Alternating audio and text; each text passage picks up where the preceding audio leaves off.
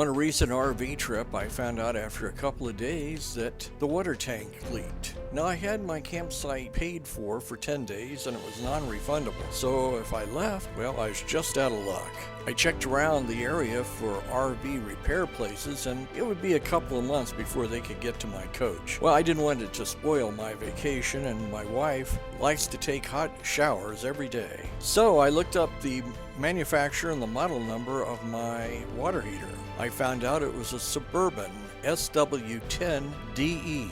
To my surprise, it was still being manufactured, and if I took care of the water heater better when I first got my fifth wheel, it could have probably lasted for a few more years. So I decided to change it myself. What I had to do is procure a new water heater of the same model and manufacturer. Then I went in and took a lot of digital pictures of the old setup, the hot water heater, both from the basement, from behind, and from the front, to make sure that I knew how it was being hooked up. I tried to think of everything I needed and tried to procure it before I started this endeavor. But as in life, I didn't think of everything. I turned off the electricity, the 12 volts, I purged the propane and shut off the water, I drained the hot water heater, and in a Suburban you can do that by taking out the anno rod. I had to purge the water pressure in the whole fifth wheel, and I had to take certain precautions with the perishables I had in my refrigerator. What we're looking at here is a water heater bypass valve. Now this is on a panel which is perpendicular to the floor right next to my water heater, and it's held there by 2 or 3 screws. I had to take this out and lean it over to the side before I could start work, otherwise I just didn't have enough room to work on the water heater. In order to get that panel for the bypass valve out of the way far enough to where you can really work on the water heater, you'll have to take off the hot and cold water lines. Now, when you do that, you'll see that it looks different than what your new water heater is, because you have 2 small pipes extruding out of the back of your old water heater. Take those off very gingerly and note at the hot water, that's the check valve. That allows water to flow out but not flow back into the water heater. And at the bottom, that's just a pipe taking the female threads, putting it to a place where you can connect it up to your RV plumbing correctly. Now, you need to save these because you may not be able to get replacement for them locally. I know I couldn't. Even when I went back home, I had troubles trying to find replacements for these particular items. Here's a view of the new water heater before anything was installed on it. The grommet off to the left, a round black circular item there with a hole in the middle of it. It is split so you can easily put it around the rigid copper pipe, and you see the red cap there. That protects the threads. Put in your flared fitting, use some pipe compound or Teflon tape in order to make the connection. And what I found was, even though I had the same exact water heater, the way the pipe angled into this connection was not the same, so I had to tweak the pipe a little bit. This next step, you can do it several different ways. The way I did it was I pushed the grommet through, I disconnected the propane flare joint, and I had another person behind in the basement of the fifth wheel, and we very carefully put the rigid copper pipe through the hole in the water heater and stored it in the basement of my RV until we were able to reinstall it on the new water heater. I know we're not there yet, but I wanted to finish off my propane segment. It is very important. After you get done installing the entire water heater with all the AC and DC and water connections, you have to check the propane fitting to make sure that it isn't leaking. You have to turn on the propane. What I did was have a spray bottle with dishwasher soap, water, to spray on that particular fitting to make sure it didn't leak. If you see a foaming action, well, you're going to have to correct it because you have a leak. We're looking straight down at the floor of the RV trailer. The strap off to the left is styrofoam, and that's the water heater. You need to disconnect this strap if you're going to pull out the water heater. Note that I have 2 screws in the bottom of the floor of the water heater here. It's because the first one didn't tighten it up well enough. I had to put the second one in, and it's probably about 3/4 of the way down. You need to get it snug, but not too snug, because you don't want it to rip the styrofoam outer housing of the water heater.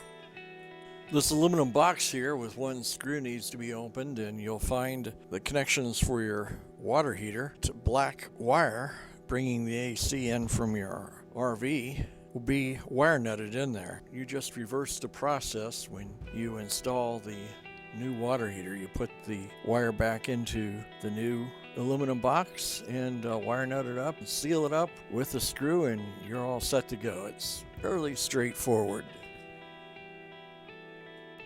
This is the 12 volt component of your water heater. It has many multicolored wires, a beige box which has electronics in it. Notice the foam bar there. It's got an adhesive strip that you have to peel off and put on the back of the electronics, so when you push it up against the wall and put the screws in at the top, it actually acts as a shock absorber. And I would have both the red wire and the other connection at the bottom already put in. It can be quite tricky, believe me. I had some problems doing this. As far as the multicolored wires, I stripped the ends after I clipped them to take out the old water heater, and I twisted them together. I soldered them. I put heat shrinkable tubing, and over the heat shrinkable tubing I put some electrical tape. In my opinion, I believe it's mandatory that you install the new electronics and take out the old electronics. Even though it may look from the outside the same, it may not be, and it also may be matched to your water heater. My old water heater was almost 13 years old, and I'm sure that it's went through a lot of temperature variations and a lot of jolting around in that time. And yeah, I kept the old electronics just in case there was ever an emergency that happened. I guess I'll find out whether or not the electronics is matched. I had to remove the frame around the water heater in order to pull it out. And to do so, I had to remove 4 screws. And they're obvious because they're 4.5 inches long. Mine, over the past 12.5 years, ended up stripped for some reason. I don't know how they got that way, but at this time they were. I tried to procure some locally. I went to an Ace Hardware. I also went to a bolt and screw company, and they didn't have anything over 3.5 inches. So I had to contact Suburban, and they were able to send me 4 of these screws complimentary, and I thank Suburban Water Heaters for that. And since it's cosmetic, I decided not to put on a new frame or a new door at this time.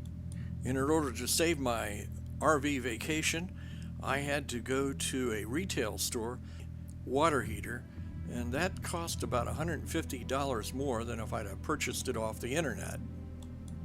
And as we all know, the internet may take some time, and whether you get exactly what you order may be a problem. So when I put the water heater in, I noticed that it settled below the lower cutout by about 1/8 of an inch.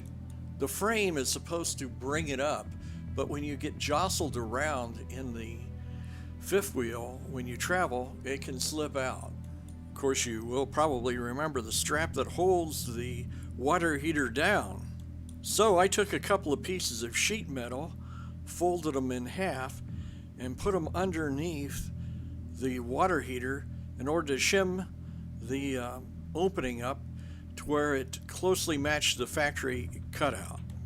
I went to a Home Depot or a Lowe's and I purchased some of this fire retardant insulation foam, which I got into the basement of my fifth wheel, and when I saw a light, I put that around there so that the combustibles that are on the outside of the fifth wheel couldn't get into the basement, because if they get into the basement, they'll get into the living coach. There are many people who have died because the carbon monoxide from the water heater went inside and went up into the coach. At the very least, you can get headaches from this.